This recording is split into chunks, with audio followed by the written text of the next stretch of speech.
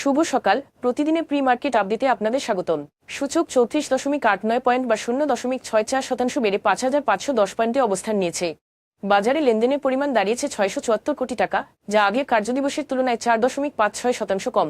বিশ্বব্যাংক আগামী 2 অর্থবছরে 10টি প্রকল্পের জন্য $2.77 বিলিয়ন, প্রায় $2.8 বিলিয়ন ঋণ প্রস্তাব করেছে।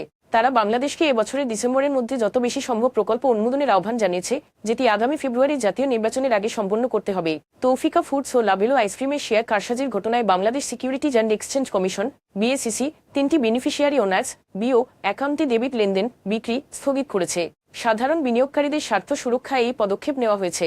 বাংলাদেশ ব্যাংক সংকটে থাকা 5টি শরিয়ারভিত্তিক ব্যাংকের একীভূতকরণ অনুমোদন দিয়েছে।